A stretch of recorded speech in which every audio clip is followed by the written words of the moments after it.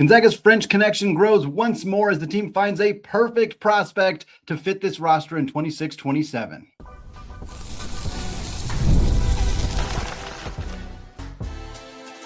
You are Locked On Zags, your daily podcast on the Gonzaga Bulldogs. Part of the Locked On Podcast Network, your team every day.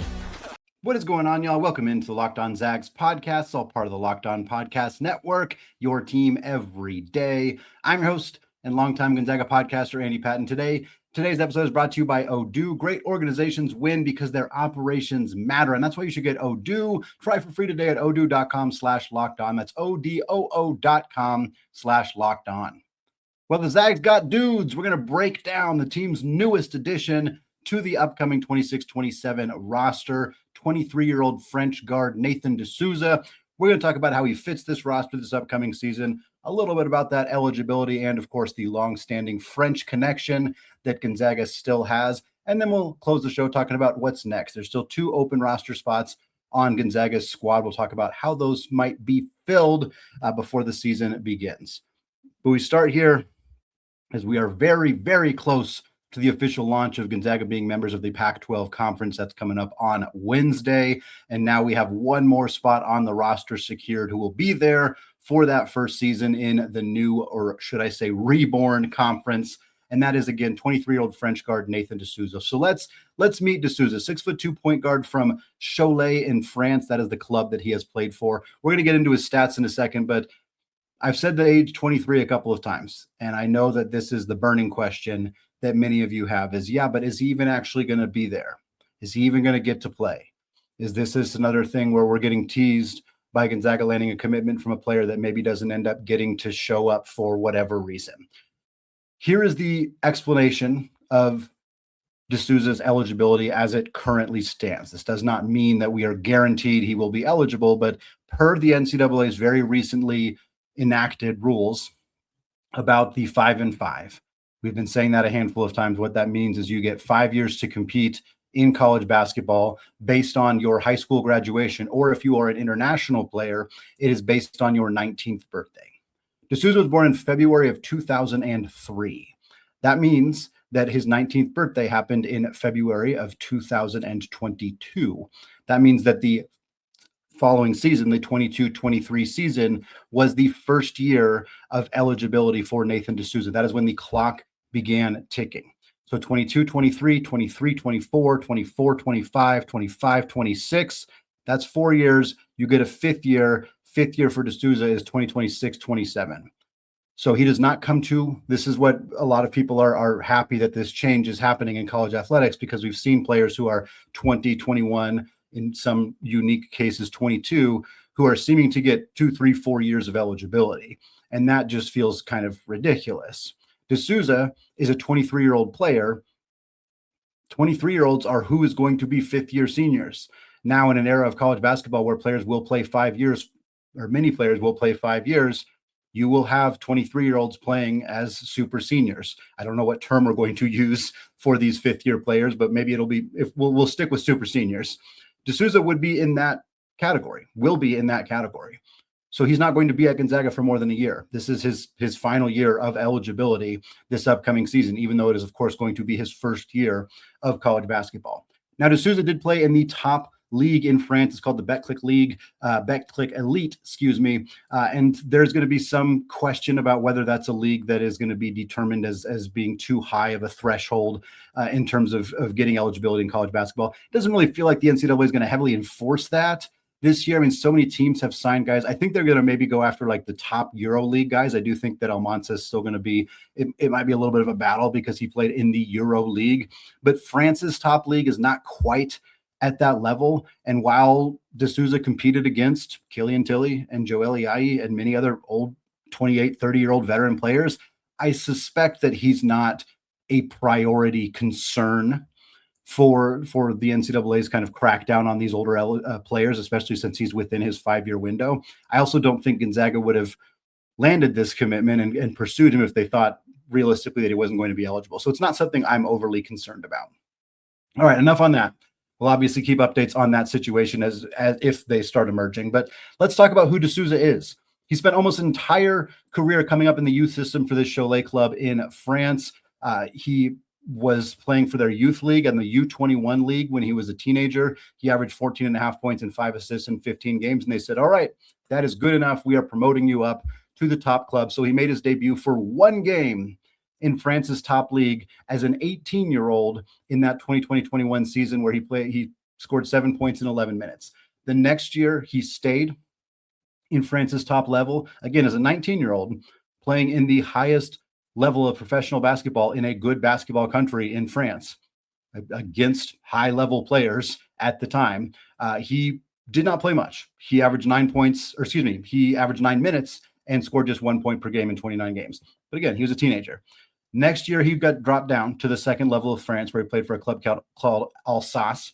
While with that club in 17 and a half minutes per game, he averaged about 6.5 points and 2.5 assists. The next year, he was back with Cholet, back up at the top club. And over the next few years, he started to kind of put it together.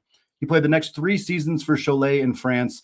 He played 34 games in 23-24, where he averaged about 6 points and 2 assists in 16 minutes a game. The next year, he averaged almost the exact same amount of points, 5.5 points per game.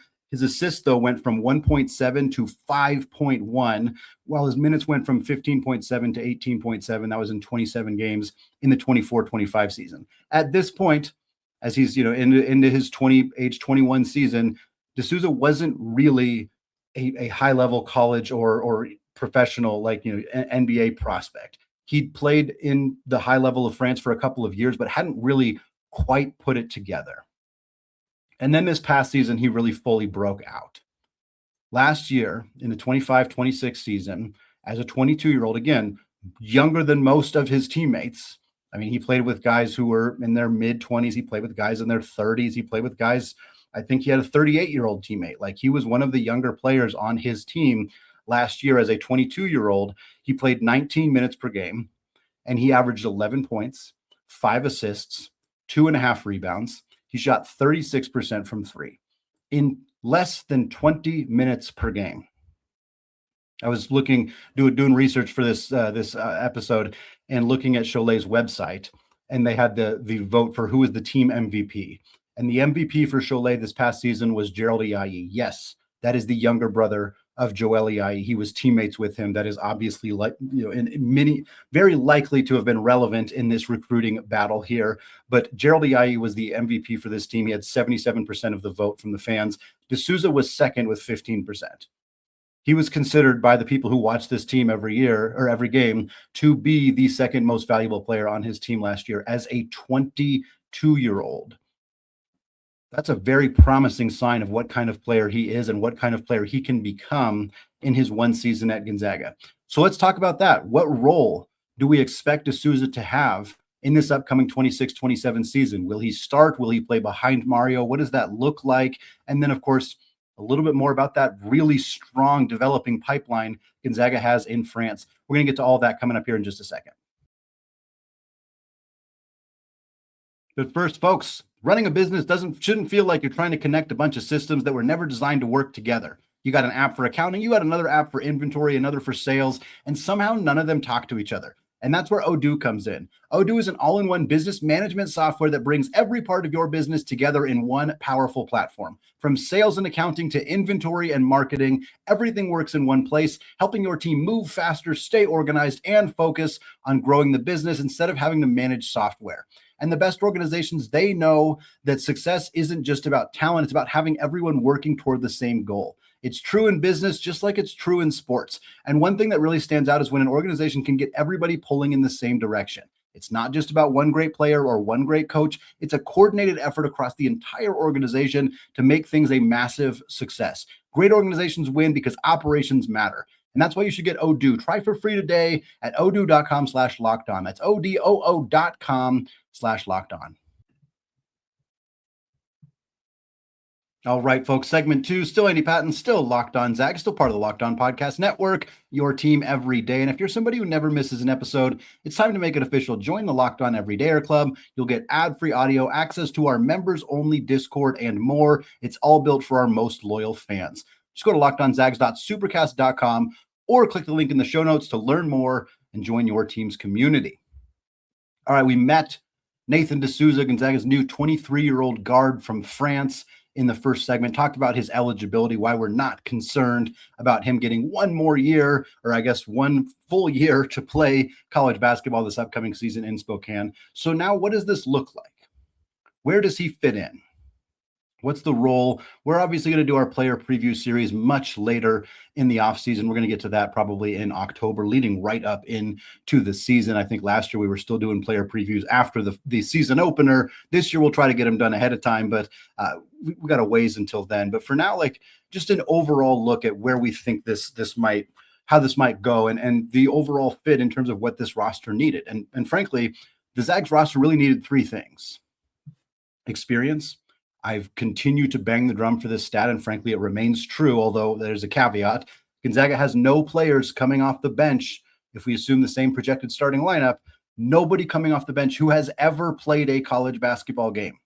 Now, you had Isiah Harwell, who obviously had played in the G League and played at Real Madrid, and so that experience certainly counts. And now you have De Sousa, who adds experience to this roster. It's still not college basketball experience, but adding a 23, he's the oldest player on the roster, adding somebody with his age who has played multiple years is huge. So the three things: you needed experience, you needed guard depth, you needed outside shooting.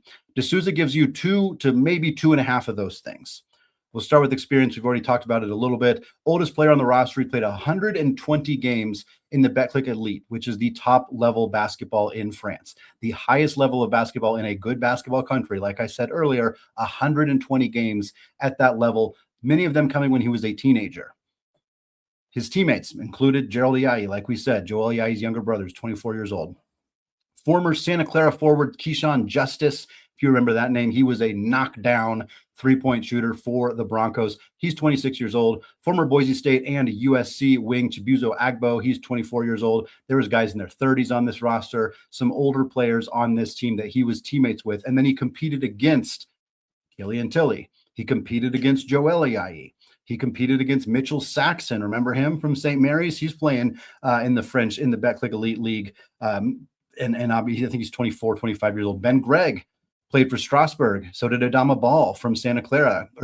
From Santa Clara. They both played for Strasbourg in France. Foussini Traore from BYU is playing in the French league. Those are just a few names I pulled that I think people will recognize to be able to kind of put a face or put an age on kind of what type of competition that De Sousa was going up against. So if you're, again, 11 points a game in 19 minutes competing against those dudes as a 22-year-old, it's hard not to feel pretty excited about what that how that might translate at the collegiate level. We talk about this all the time. There is always still an adjustment period, and it's not because you're not ready for college athletics, like you're not ready for the competition or ready, like it's like this big jump or anything like that. It's an adjustment because it's different. The game is called differently. It's officiated differently. Rules they're not really different, but there's adjustments. There's different styles, things like that.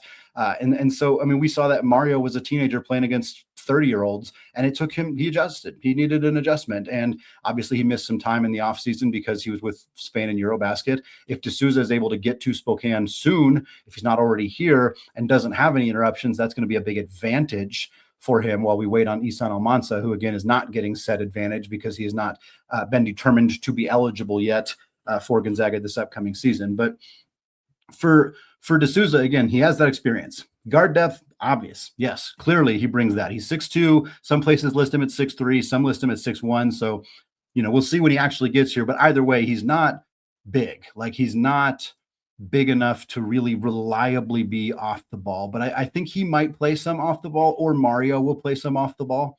I do think that De Sousa's primary role on this roster is backup point guard right now. Mario cannot play 40 minutes a game. There is no depth on this roster at the point guard position. If you assume Isiah Harwell starts at the 2, you assume Davis Fogle starts at the 3, you have incoming freshman Luca Foster and incoming 18-year-old French guard Joanna Konga-Hawa. Neither of those guys are point guards. Harwell's not a point guard. Fogle is probably your backup point guard. That's not really the role that he plays, nor is it the role you really want him playing, because it doesn't cater to the skills that he has. So now you finally have that player. And De Sousa can play pretty much every minute that Mario's not on the floor, and I think they will play together in certain matchups against certain teams. I don't think Mark Few wants to spend a whole ton of time with two sub 6'5" guards on the floor. It's been a problem for this program over the last 5 years. I don't think that he's going to want to do it again, but beggars cannot be choosers. And when you're trying to fill out a roster, a player who fits every single box but is just a little shorter than you'd like is still a player you go out and get. And I think that's where we're at here in terms of his fit on this roster. Is he can distribute the ball. He's experienced, as experienced of a player as you're really going to find. There's not a lot of older players sitting around in the transfer portal waiting to be picked up. And if they are, there's usually some other wart, some other fault, some other issue that prevents them from being the right fit for Gonzaga. De Sousa fits in nearly every conceivable way on this roster by being able to be an initiator, a primary ball handler, a guy who averaged 5 assists and 2 turnovers per game in his final 2 seasons combined as a 20 and 21-year-old. Again, I will reiterate, playing against pros, playing against high-level college players who are 2 to 3 years removed from college. Again, not the elite of the elite. The best college players who are overseas are in the EuroLeague or are playing, for Panathinaikos or Real Madrid or some of those other top-level teams. But there is a good group of talented college players who are now 26 years old, and De Sousa, between the ages of 21 and 22, averaged 5 assists and 2 turnovers. That's really, really good. In like 17, if you combine those 2 seasons, it's like 17, 18 minutes per game. So there's a lot of obvious, visible value that he brings to this team immediately as what I am expecting is to be Gonzaga's backup point guard. We'll talk a little bit more about the actual depth chart in the final segment of the show, but I don't expect him to start. I know I've seen some people commented on Instagram or Twitter and said are we sure he's not going to start? I don't think Mark Few wants to start 2 6'3" guards for starters. And also we need a backup point guard like De Sousa. You don't want to start both your point guards. That's not a good idea. You need somebody to be the backup point guard. So I think Isiah Harwell starts still. I think Davis Fogle starts still. I think De Sousa primarily plays the backup point guard spot. But unlike Braden Smith and Mario, who almost never shared the floor together, I don't think that will be the case. I do think that De Sousa will be more capable of sharing the floor with Mario. And it's not even as much about De Sousa as much as I think Mario is going to be a little bit more comfortable playing off the ball. And because Smith and Mario was a very small backcourt, De Sousa's got a couple inches on Smith at least, so it's not quite as small of a backcourt. So I think that's kind of how it'll work there. The last thing, we talked about the experience. We talked about the guard depth. Outside shooting is the last thing that Gonzaga really needs on this roster. And I'll be honest, it's a little bit of a mixed bag with De Sousa in that specific area. Last year, his best season, his breakout season for Cholet in France, he shot 36% from 3. That's pretty good. It's not elite. He's not a knockdown marksman or anything, but 36% in a big role where you average double figures and had the ball in your hands a lot.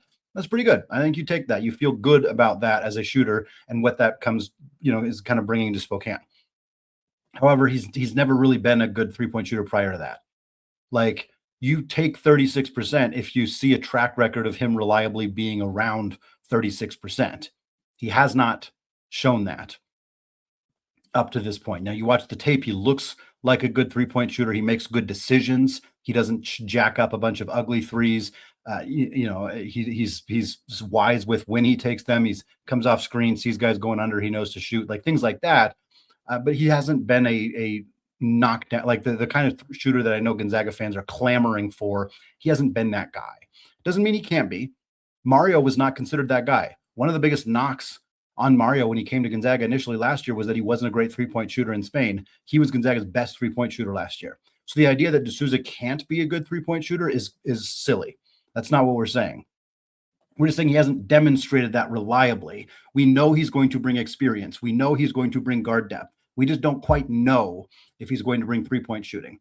Now, when he was on the FIBA U20 team in the 2023 Euro Championships, he shot 41% from 3. He also shot 77% from the free throw line, so he's pretty reliable from the stripe. Those are good signs for him going forward. Last thing here before we move on to the depth chart conversation, Gonzaga's connection in France has continued to grow. Right now, De Sousa and Isiah Harwell will become the 6th and 7th native Frenchmen to play for Gonzaga when they debut this upcoming season. Rony Turioff, of course, the catalyst for Gonzaga's relationship in France. They also had Mamory Diallo and Matisse Keita. And then we had the two legends who we mentioned earlier in the show, Killian Tilly and Joel Ayayi, who both came from France as well. Now we have these two players again. Those connections with Tilly and especially with Joel, considering his younger brother playing on that team, the same team as De Sousa, very likely helped Gonzaga bring these two players in. That group, especially if these two guys, De Sousa and Nakanga, have a big impact at Gonzaga, will make France is already the second best non-U.S. country in terms of success at Gonzaga. Excuse me, France is, the second best non-U.S. country. U.S. is obviously first. Canada remains second. I think that if these two guys pop at Gonzaga, it could change that narrative a little bit, because Turioff was a legend, Tilly was a legend, Ayayi was a legend. If one or both of these guys become like really, really good players, it's still going to be hard to beat Canada. You got the Nemhards, you got Kelly Olynyk, you got Kevin Pangos, you got Brandon Clark, who was born in Vancouver, even though he didn't come directly from Canada. You got Kyle Wilcher, same situation, didn't come directly from Canada. Mengistu Arap, Bolkong, like there's a couple others, Dustin Triano as well. So a country that's produced some really, really great players for Gonzaga. So it'll be kind of fun to compare those two countries, especially once these two guys wrap up their collegiate career. Spain also right on the heels of these two countries, with Saint-Supery, now Almansa coming in, now Massamba Diop coming in, who played in Spain, even though he's from Senegal. Same thing with Ismaila Diani as well. Well, Gonzaga's got a pair of roster spots open. One of them sounds like it might be filled very, very soon. We're going to talk about that coming up here in just a second. But first, folks, workplace chaos can show up anytime. And the problem is that finding the right candidate, they could take a lot more than most businesses can afford. And that's where Indeed Sponsored Jobs comes in. Indeed Sponsored Jobs helps you reach candidates who actually fit what you're looking for based on their skills, experience, and location. Because finding the right person can make all the difference, whether it's building a business or building a winning team. Some of the best moves that organizations make, they aren't always the splashiest ones. Sometimes it's just finding the person who fits exactly what the team needs at the right moment. Talking about Jalen Worley here for Gonzaga. He was the perfect jack of all trades player for Gonzaga this last season. Now with the Indiana Pacers in Summer League. We'll talk more about that later this week. So folks, spend less time searching and more time actually interviewing candidates who check all of your boxes. It's way less stressful. It takes less time and you get more results. So when you need the right person to cut through the chaos, that's a job for Indeed Sponsored Jobs. And listeners of this show get a $75 sponsored job credit when you go to Indeed.com/podcast. Just go to Indeed.com/podcast right now and support Locked On Zags by saying you heard about Indeed on this podcast. That's Indeed.com/podcast. Terms and conditions apply. Need to hire? That's a job for Indeed Sponsored Jobs. All right, folks, segment 3, still Andy Patton, still Locked On Zags. We are closing out the show, looking ahead. Mark Few and the Gonzaga Bulldogs have now officially filled 13 of the 15 roster spots on this squad heading into the 26-27 season. Still 2 open spots remaining. This is, of course, under the assumption that both Isiah Harwell and Nathan De Sousa will get eligible. Again, not super concerned with De Sousa, a little bit more concerned with Almansa. I know the staff is working through that right now, but as it stands, regardless, Gonzaga still does have a couple of spots to play with. So we're going to take a look at the projected starting lineup, the projected role for some of these guys coming off the bench, and then talk about what they might do with those final 2 roster spots. So the starting lineup projection has not changed. I've been consistent in this projection for Gonzaga since Jack Cahill's departure or lack of arrival, I guess, from Germany when he decided to stay in the NBA draft process. The starting lineup very likely will be the following for Gonzaga this upcoming season. Arizona State sophomore transfer Massamba Diop at the 5, redshirt senior forward Braden Huff and potential All-American candidate at the 4, rising sophomore and serious breakout candidate this upcoming season, Davis Fogle, another rising sophomore breakout candidate in Mario Saint-Supery at the 1, and then at the 2, you have Gonzaga's other transfer portal addition, Houston guard and former McDonald's All-American Isiah Harwell. So Diop, Huff, Fogle, Harwell, Saint-Supery as your starting 5. Looking at the bench, I still have Almansa listed as the 6th man, but it's a fairly negligible difference between Almansa and De Sousa. It sort of just depends on playing time. I mean, in theory, your 6th man is the guy who plays the most off the bench. Probably would end up being De Sousa. It does depend on what they do with one of those final roster spots. But either way, those are your top 2 guys coming off the bench. Right now, I think you have a very clear top 7 in your starting lineup. Almanza is your backup big. He can play the 5 alongside Huff. He can play the 4 alongside alongside Diop. You play either of those spots. I think he's going to soak up the vast majority of the minutes that do not go to Huff and Diop in the front court. Meanwhile, De Sousa right now is your backup guard. He's primarily backing up Mario because I think that Harwell and Fogle are interchangeable at the 2 and the 3. And so I think you could have De Sousa come in for Mario. You could have De Sousa come in for either Harwell or Fogle, and then you could slide Mario to the 2 and slide either Harwell or Fogle to the 3 and sub out one of those guys. So I think he offers the team flexibility, in part because of what I'm expecting to be Mario's flexibility this year, but still he can be the team's kind of de facto backup at the 1, 2, and the 3 because of how they can do some shifts in that lineup. Now they got some other guys who are going to fill those roles as well. He's not going to play every minute that doesn't go to any of those 3 guys, but I think he's probably the top option to secure those minutes when those guys are not on the floor anymore. Number 8 is redshirt freshman Parker Jefferson, who was on the team last year but did not play. He's now primed for a bigger role. He's going to be the 4th big for this team. So we'll see how big of a role that is. It kind of depends on Almanza and obviously health for the other guys, but I would expect to see Jefferson on the floor a decent amount this year. Number 9 for me is Luka Foster, the freshman from Branson, Missouri, or from Link Academies, where he's been playing. He's actually from the Philadelphia area, a high-level freshman, high-level shot maker, good kid. Excited to see what he brings. 9th man in the rotation is even lower than where Fogle was last year. So just because he's starting out kind of right on the fringes of the rotation, it's not lower, it's higher. Foster's higher in the rotation hierarchy than where Fogle was, and Fogle exploded onto the scene. So the idea that Foster is stuck at 9 or stuck on the outside of the rotation is not true. He could very easily play his way into the rotation. In fact, I wouldn't be at all surprised if he does manage to do that in his first year. Number 10 is the other Frenchman, Juwanakanga Ahawa, 18-year-old. He's just a little raw. He's really good. The upside is incredible. And again, similar to Foster, wouldn't shock me if he finds it and is just a dog right away and forces the issue and ends up getting more playing time as a big wing for this team. But the odds of that happening with international players just feel a little bit slimmer. We even high level, guys with super high expectations as freshmen tend to struggle coming over from international ranks. So I wouldn't expect an 18-year-old to immediately thrive at the collegiate level, but he's a darn good player. So the upside seems very high there. And then you have Sam Funches, the center from Mississippi. He's kind of the 11th man right now. Wouldn't be shocked, assuming Almanza gets eligible, if he ends up redshirting. And then you have the 2 other kind of walk-on types in Alonzo Metz, who redshirted last year, and then Carter Nilsson, the freshman from Gonzaga Prep, who is the son of former Gonzaga guard and WCC Defensive Player of the Year, Mike Nilsson. All right, 2 more spots on Gonzaga's roster. The way I think they should fill them out and the way that I think that I'm expecting they will fill them out, one of them will go to another guard. You need 1 more guard on this roster. Ideally, again, same kind of needs we talked about before, a guard with some experience. I think it's going to be a transfer. And in fact, I think it's coming. I think we're going to be talking about Gonzaga's final big-time addition to this roster very, very soon on this podcast. That's a little teaser for you. Not promising anything, not breaking any news right now, not yet at least, but I do think there is an addition coming for Gonzaga in the not-too-distant future, and he will fill a lot of the needs on this roster. Even with De Sousa coming in, I think this other addition will really help this team if it does end up coming together. If not, somebody of that similar ilk would be great for that final spot.